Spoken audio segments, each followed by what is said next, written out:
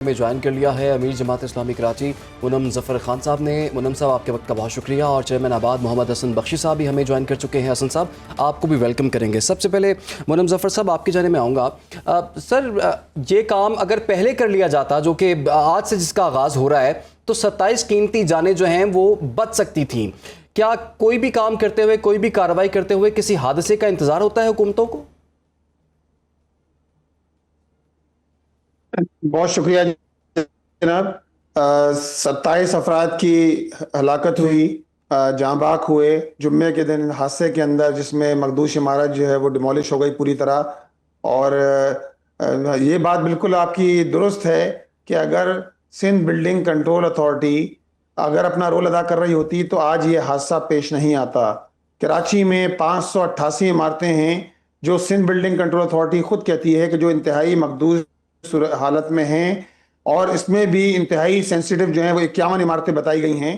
اب یہ تو ذمہ داری بنتی ہے سندھ بلڈنگ کنٹرول اتھارٹی کی، حکومت سندھ کی، کہ وہ لوگوں کو ریلیف بھی دے اور لوگوں کو متبادل بھی دے۔ لوگوں کو متبادل دینا دیکھیں ضروری ہے عمارتیں خالی کرانے سے پہلے، کہ کوئی بھی فرد اگر اپنا گھر چھوڑ کے جائے گا تو جان سے بڑھ کے تو کوئی چیز نہیں ہے، لیکن اس کو ضرورت اس بات کی ہے کہ اس کو کم از کم سر چھپانے کی کوئی جگہ مل جائے۔ اس کو کرائے کے لیے کمپنسیشن دینا حکومت کی ذمہ داری ہے کہ کم از کم 6 مہینے کا کرایہ تو دیا جائے۔ اسی طرح دیکھیں ہمارے حکومت کی جانب سے انتظامات تو کیے جانے چاہیے۔ محمد حسن بخشی صاحب آپ کی جانب آؤں گی۔ جیسے کہ کہا جا رہا ہے کہ حکومت جو ہے اس حوالے سے اقدامات بھی کر رہی ہے، انتظامات بھی کر رہی ہے، جبکہ ہم دوسری جانب دیکھ رہے ہیں جو علاقہ مکین ہے وہ انتظامات سے کوئی خاص خوش نہیں ہے۔ اور کامران ٹسوری نے بھی جیسے کہ کہا کہ 6 مہینے کا کرایہ دینا چاہیے، راشن دینا چاہیے۔ کیا یہ سب کچھ کافی ہوگا، یا آپ کو لگتا ہے کہ سسٹم میں تبدیلی کی ضرورت ہے؟ اور جس طرح سے بات کی جا رہی تھی کہ فیس چینج ہوتے جا رہے ہیں لیکن سسٹم تبدیل نہیں ہو رہا، تو سسٹم کب تبدیل ہوگا کراچی کا کہ اس طرح کے مسائل حل ہوں؟ بسم اللہ الرحمن الرحیم، آپ کا شکریہ۔ دیکھیے یہ جو 588 ڈینجرس بلڈنگ ہیں کراچی میں، اور ٹوٹل سندھ میں 700 بلڈنگ ہیں، اس کی ریکنسٹرکشن کے لیے آپ کو لیجسلیشن کرنا پڑے گا تاکہ مستقل بنیادوں پہ اس کا حل مل سکے۔ جی، کرایہ ہونا چاہیے۔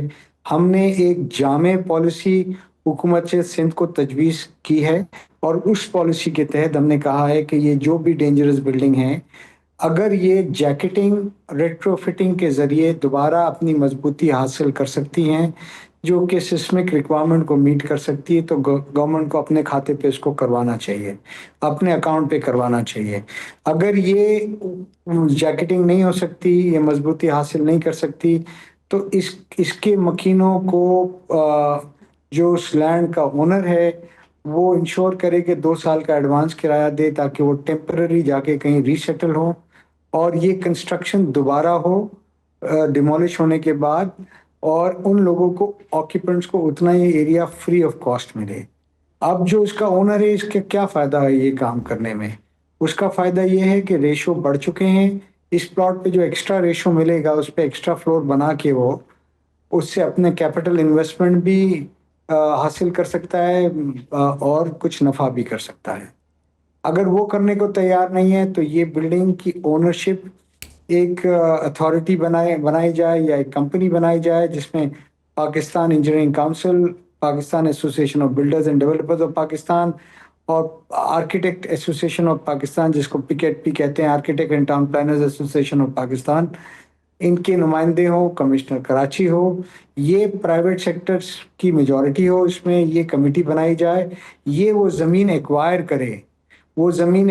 کرے، اور وہاں کے ریسیڈنٹس کو کہیں کہ کسی بلڈر کو لے آئیں جو کہ رجسٹرڈ ہو، آباد میں بھی، SBCA میں بھی، اور وہ یہ بلڈنگ اکثر نو اسی ٹرمز پہ کنسٹرکٹ کر دے۔ جی، اگر وہ لوگ بھی فیل ہوتے ہیں تو پھر آباد کو کہیں، یا PEC کو کہیں، پاکستان انجینئرنگ کونسل کو، کہ وہ اس کو بنا کے دیں اسی فارمولے پہ۔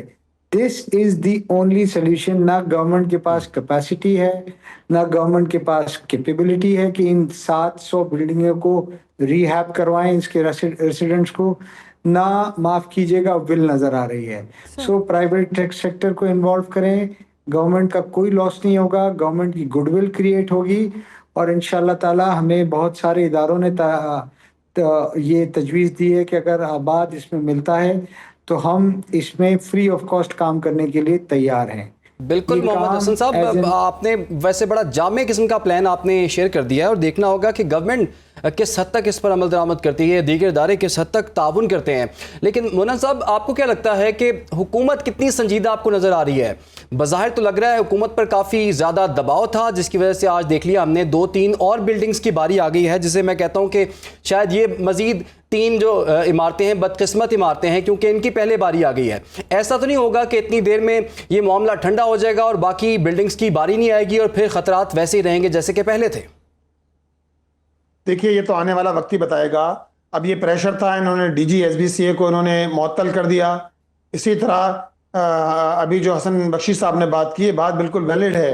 अगर बात जो है वो दे रहा है कि ये बात कह रहा है कि हम इस काम को करने के लिए तैयार हैं और इस काम को किया जा सकता है, मुमकिन बनाया जा सकता है, तो ये तो हुकूमत के कोर्ट में गेंद है। लेकिन हम जिस सूबे में रहते हैं उस सूबे का मसला ये है कि कोई इदारा अपना काम नहीं कर रहा। ये बात बिल्कुल रियलिस्टिक बात है कि जिस इदारे को जो काम करना चाहिए वही काम नहीं कर रहा। एक सिस्टम है और एक समझ लेना एक पूरी करफ माफिया है जो इदारों पर काबिज है। हर काम पैसे लेकर होता है, रिश्वत के एवज होता है, किसी इंसान का जायज काम करना मुश्किल हो जाता है।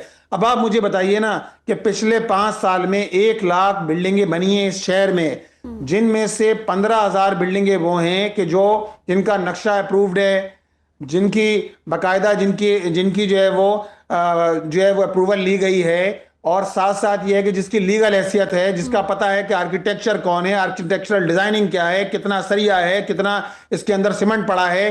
85,000 बिल्डिंगें ऐसी हैं जो 60 गज पे, 80 गज पे, 40 गज पे 6-6 मंजिला 8-8 मंजिला बना दी गई हैं। और इसी तरह पोर्शन माफिया, पूरे शहर के अंदर पोर्शन माफिया का राज है। ये कैसे हो रहा है? ये किसकी नाक के नीचे हो रहा है? मुनम साहब, ये सारा तो रिकॉर्ड आपने बता दिया है, लेकिन रिकॉर्ड की भी तो गुमराहकुन जो सामने आ रही है तजावीज़, वो भी सामने आ रही है कि गुमराहकुन रिकॉर्ड था और सिंध बिल्डिंग कंट्रोल की जानिब से ये कहा गया था कि जी कुछ इमारतें हैं जो मखदूश थी, जिन्हें मखदूश करार दिया ही नहीं गया। तो अब ये क्या गारंटी है कि जितनी 588 जो इमारतें हैं उनको मखदूश करार दिया गया वो भी हो या ना हो?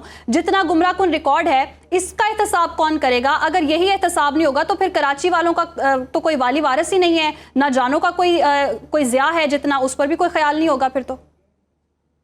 टोटल 588 इमारतें हैं ना कराची में, जिनमें से 75% इमारतें वो हैं कि जो डिस्ट्रिक्ट साउथ में हैं, जो कराची का पुराना इलाका है, और इसमें से भी 51 इमारतें वो कहते हैं कि जो इंतहाई हसास नौइयत की इमारतें हैं, इंतहाई मखदूश नौइयत की इमारतें हैं कि जिसमें फौरी तौर पर खाली कराना ज़रूरी है।